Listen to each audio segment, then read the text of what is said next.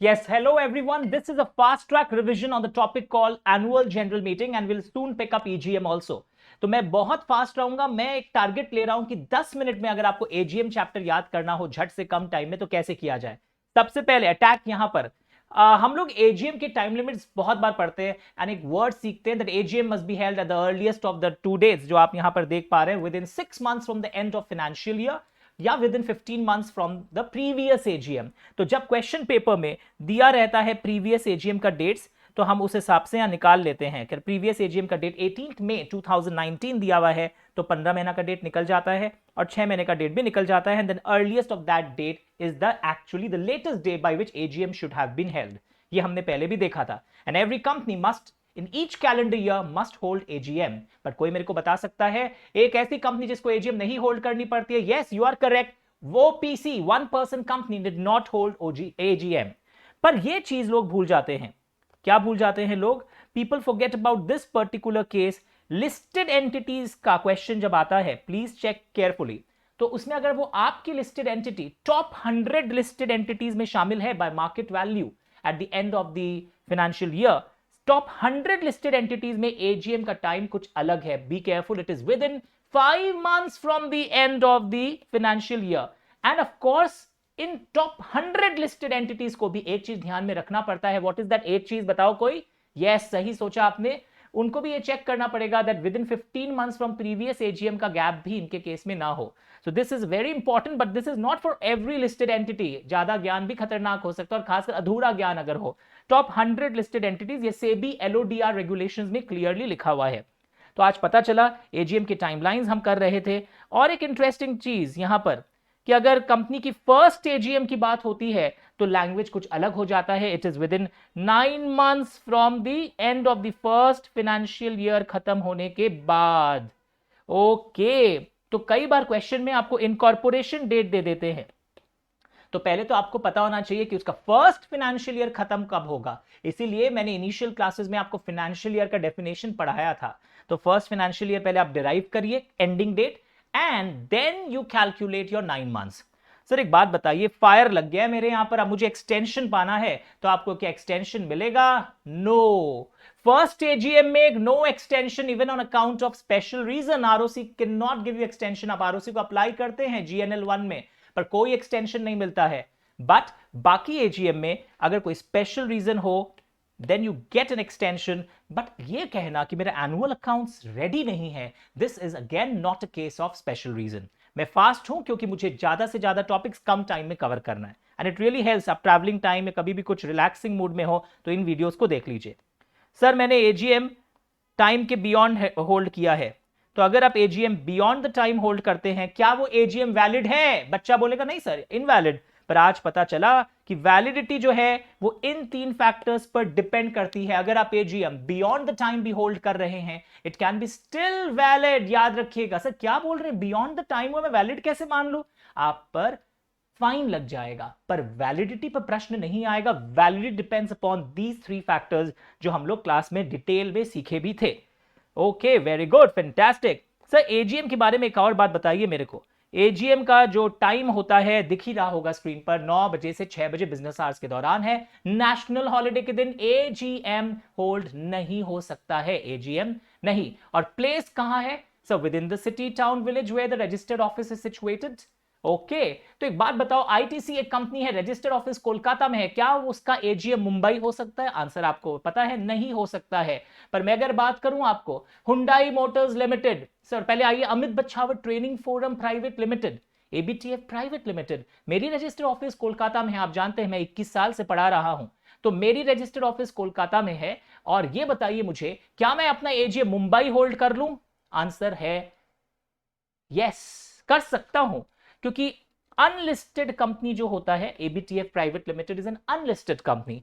It may be held at any place in India. Sir क्या बोल रहे हैं? अभी तो आप बोले थे within the city town village. Yes, यही तो फर्क है. इस बार एनी प्लेस इन इंडिया हो सकता है इफ कंसेंट मिल जाए राइटिंग इलेक्ट्रॉनिक मोड में by all the members in advance. Okay, तो ये वीडियो आपको याद कराएगी. अच्छी अच्छी बात है. सर एक बात बताइए फिर से, हुंडई मोटर्स लिमिटेड इनकी रजिस्टर्ड ऑफिस सपोज अगर मैं बोलूं दिल्ली में है और वो होल्ड करना चाहते हैं केरला में can they do that? Answer है यस। क्यों सर? ये तो पब्लिक कंपनी है, ये तो लिस्टेड हुई। हर पब्लिक कंपनी लिस्टेड नहीं, और Hyundai Motors Limited unlisted company है जहां तक मेरा अनुमान है। तो ये अगर all the members in advance consent दे दे तो even they can hold at any place in India. Fantastic, wonderful. तो ये क्लियर हो रहा है ये चीज? Yes sir. Sir government company है, क्या इसकी एजीएम को लेकर है? Be held outside the city town village where register office situated? Yes. MCA circular आया हुआ है, नोट एग्जेम्पशन है। Can it be held on national holiday? No. Can it be held outside business hours? No. But section 8 company में आप देखोगे, section 8 company में can it be held on national holiday? Yes. Can it be held outside business hours? And even can it be held outside the registered office? Yes. तीनों चीजों की flexibility है। एक बार check कर लेते हैं सेक्शन 8 कंपनी को लेकर। कुछ डाउट आ रहा है मेरे पास अभी अभी कि सर सेक्शन 8 कंपनी का एक बार चेक कर लीजिए। बच्चे बोल रहे हैं कि उनको रजिस्टर्ड ऑफिस में ही होल्ड करना पड़ेगा। तो एक बार हम लोग सेक्शन 8 कंपनी के उस सर्कुलर की लैंग्वेज को चेक कर लेते हैं, just to be very sure about it. Have a look. Yes, कहां पर था? यस, सेक्शन 8 कंपनी को तीनों चीजें अलाउड है। यस यस यस होगा वो। उन लोग शहर के बाहर भी होल्ड कर सकते हैं, नेशनल हॉलीडे वाले दिन भी कर सकते हैं, और उनको टाइम वाली चीजें भी नहीं है। पक्का एवरीवन? Yes sir. तो हम लोग पढ़ रहे थे एजीएम, एनुअल जनरल मीटिंग का पीपीटी देख रहे थे। यस, इसको ठीक करिएगा एक बार वापस से। ये भी यस होगा। ओके, तीनों यस है सेक्शन 8 कंपनी में, और इस इट की जगह एजीएम लिख दीजिएगा तीनों में। चलिए, we are back now. Annual general meeting को हम लोग कर रहे थे, और इसमें एक चीज और देखने को मिला था यहां पर कि अगर एजीएम टाइम से होल्ड नहीं होता है, रिमेंबर, अगर आप एनुअल जनरल मीटिंग टाइम से होल्ड नहीं करते हैं तो आप कंप्लेन कर सकते हैं सेक्शन 97 के अंदर एनसीएलटी को, और फिर एनसीएलटी डायरेक्शंस देता है कि एजीएम बुलाया जाए, और any member can complain NCLT, फिर एजीएम बुलाया जाएगा। ओके, और यहां पे एक इंटरेस्टिंग थिंग और देखिएगा, ये जो एनसीएलटी एजीएम बुलाता है ना, इसमें अगर एक डायरेक्शन में लिख देता है even one member personally present और by proxy shall form the quorum. बहुत थियोरिटिकल है, इसको बोलते हैं one man meeting, and it's sometime valid. एक केस आपने देखा जब एनसीएलटी एजीएम बुलाता है on application of any member, और एनसीएलटी कब ऐसा करता है? When the company is not conducting its AGM timely, then this thing comes into picture. उसी तरह एक दिन आप देखोगे एनसीएलटी ईजीएम भी बुलाता है, तो once we complete EGM part then we would see that. एक चीज बताना चाहूंगा आज ही, एक्स्ट्रा ऑर्डिनरी जनरल मीटिंग की अगर मैं बात करूं तो यहां पे आप देखोगे ईजीएम जो है बोर्ड खुद बुला सकता है कभी भी, एज पर the requirement of the act, या उसको लगे कि ये मैटर मुझे बुलाना है। And any general meeting other than AGM is AGM, और कई बार on the request of certain members. Sir कितने लोग अप्लाई करेंगे? बच्चे पढ़ के बोलते हैं हाँ सर समझ गए, कंपनी में अगर 100 मेंबर है ना तो सर 10 मेंबर करेगा। मैं बोला और बताओ मुझे, 1000 मेंबर है ना सर तो 100 मेंबर करेगा। मैंने कहा निकालते कैसे हो अपना फालतू आंसर? सर 1/10 आपकी बुक्स में लिखा हुआ है। Caution, warning, statutory warning. It's not 1/10 number of members. The language is members holding at least 1/10 of the paid up equity share capital or 1/10 of voting power. लिख देना, not 1/10 of the number of members. ये सब बहुत areas है जहां पे CMA और सीएसीएस के स्टूडेंट्स रॉन्ग कर देते हैं। तो एमसीक्यू में आएगा 1/10 of the number of members, 1/15, 1/20, none of the above. बच्चे के दिल पे वही अटैक करता है, सर 1/10 कुछ था, मैं उसी को टिक करूंगा। घर आके पता चलता नन ऑफ द अबव था, बिकॉज मेंबर्स हो सकता है 2 मेंबर हो, कंपनी में 100 मेंबर है, पर 2 के पास ही 11% of the paid up equity share capital, and वो written request sign by them, जिसमें मैटर्स भी लिखा रहता है, इस मैटर्स के लिए हम बुला रहे हैं। रीजंस बताना जरूरी नहीं है कि वो आप क्यों पास करना चाहते हैं मैटर, आपको साइन करना है, written request sign register office पे जमा दे दीजिए, तब बोर्ड स्टेप्स लेगा एक टाइम के अंदर, और फिर बोर्ड बुलाएगा। और अगर बोर्ड नहीं बुलाता है within 45 days from the date of deposit of request, एक दिन आप पढ़ेंगे, तब फिर शेयर होल्डर्स खुद बुला लेगा। रेक्विजिशनिस्ट बोलते हैं उनको, जो रिक्वेस्ट देते हैं। और एक है कॉल्ड बाय एनसीएलटी, से तो आप पढ़ा दिए थे अभी 97 में, वो था एजीएम वाला।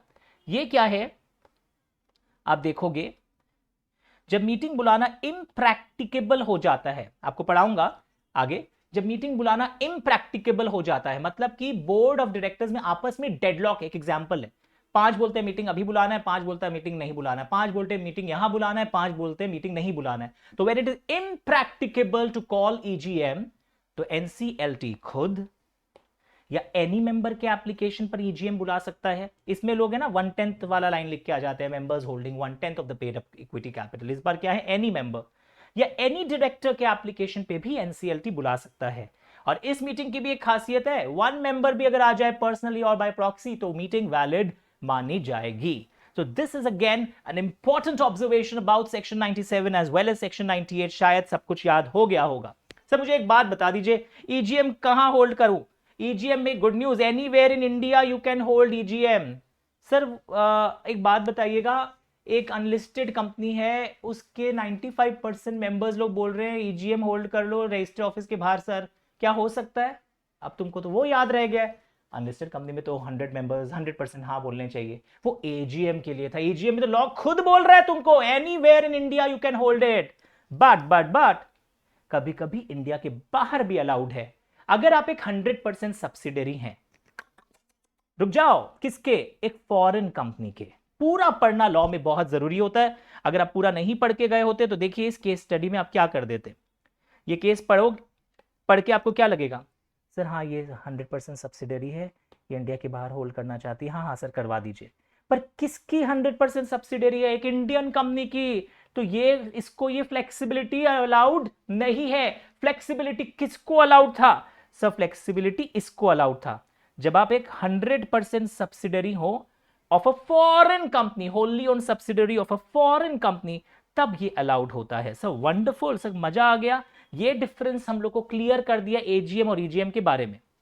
तो एक चीज और बता दीजिए सर ईजीएम क्या नेशनल हॉलिडे वाले दिन हो सकता है? सर क्या ईजीएम बिजनेस आवर्स के बियॉन्ड हो सकता है? एक्ट साइलेंट है ना, रूल्स में कुछ लिखा है तो हो सकता है, even outside business hours, even outside national holiday. But rule 17 जो है ना मैनेजमेंट एंड एडमिनिस्ट्रेशन रूल्स का, और सेक्शन 100 एंड सबसेक्शन 4 को अगर एक साथ पढ़ते हैं तो वहां एक बात निकल के आती है, जब बोर्ड ऑफ डायरेक्टर्स नहीं बुलाता है ना ईजीएम मेंबर्स के रिक्वेस्ट पे टाइमली, तब मेंबर्स खुद बुलाते हैं, मेरे मुंह से निकला था ना। उस केस में याद रखिएगा, उस केस में जो ईजीएम है वहां पे लॉ में लिखा हुआ है वो बिजनेस आवर्स के दौरान बुलाया जाएगा and other than national holiday. तो यहां पर बहुत ध्यान से एमसीक्यू पर फोकस करना पड़ेगा। तो मेरे जो फास्ट ट्रैक लिंक्स हैं कमाल के बड़े बड़े चैप्टर्स में जहां जहां आप गलती कर सकते हैं मैं आपको देते जा रहा हूं।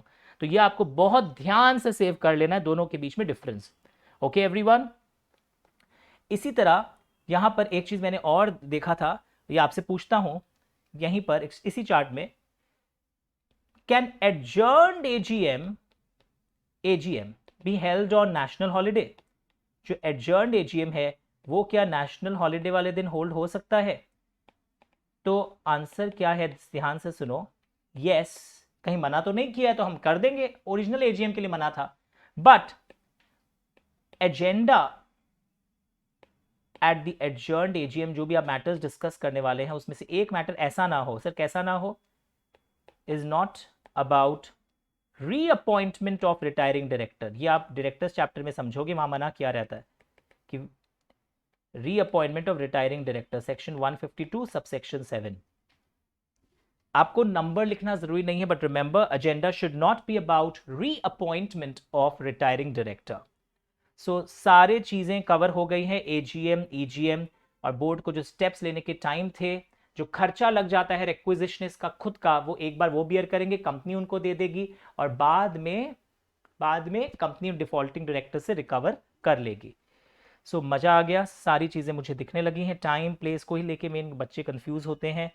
And of course since it was a fast track I needed to cover all the slides, no technicalities missed. But most important thing याद रखिएगा, आंसर लिखने के समय जो केस स्टडीज लिखने के समय तरीका होता है, दैट इज वेरी इंपॉर्टेंट। आपके आंसर्स कैसे कैसे डिवाइड होने चाहिए अलग अलग पैराग्राफ्स में, वो आप कभी मिस मत करिएगा। Thank you so much, will be meeting again after some time. Thank you so much.